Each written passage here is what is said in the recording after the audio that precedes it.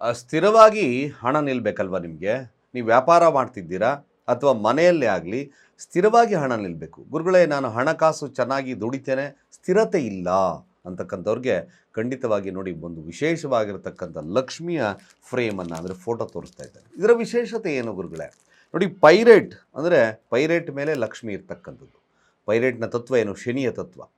Maximum ಈ ಲಕ್ಷ್ಮಿ ಸ್ಥಿರವಾಗಿ ನಿಲ್ಲಬೇಕು ಅಂದರೆ ವ್ಯಾಪಾರ ವಹಿವಾಟುಗಳಲ್ಲಾಗಿರ್ಬೋದು, ಮನೆಯ ವಿಚಾರದಲ್ಲಾಗಿರ್ಬೋದು, ಹಣಕಾಸು ವೃದ್ಧಿಯಲ್ಲಾಗಿರ್ಬೋದು, ಮ್ಯಾಕ್ಸಿಮಮ್ ಕನ್ಸಿಸ್ಟೆನ್ಸಿ ಬೇಕು ನಿಮಗೆ. ಇದು ಭಾಳ ಮುಖ್ಯವಾಗ್ತದೆ.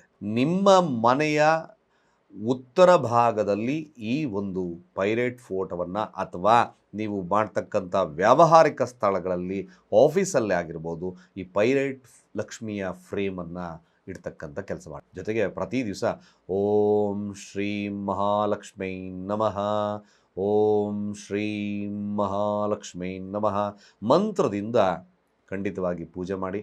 ನೀವೇನಾದರೂ ಹಳದಿ ಪುಷ್ಪ ಅಥವಾ ಕೆಂಪು ಪುಷ್ಪಗಳಿಂದ ಕೂಡ ಪೂಜೆ ಮಾಡ್ಬೋದು. ಖಂಡಿತವಾಗಿ ನಿಮಗೆ ಒಂದು ಸ್ಥಿರತೆ ಲಭ್ಯವಾಗುತ್ತೆ. ನಮ್ಮಲ್ಲಿ ನಿಮಗೆ ಇದಕ್ಕೆ ಶಕ್ತಿಯನ್ನು ಕೊಟ್ಟು, ಪೂಜಾ ಕೈಂಕರ್ಯ ವಿಧಿವಿಧಾನಗಳನ್ನು ಕೊಟ್ಟು, ಇದಕ್ಕೆ ಸ್ಥಿರತೆಯನ್ನು ಕೊಟ್ಟು ಕಳಿಸ್ತಕ್ಕಂಥ ವ್ಯವಸ್ಥೆಯನ್ನು ಮಾಡ್ತೀವಿ.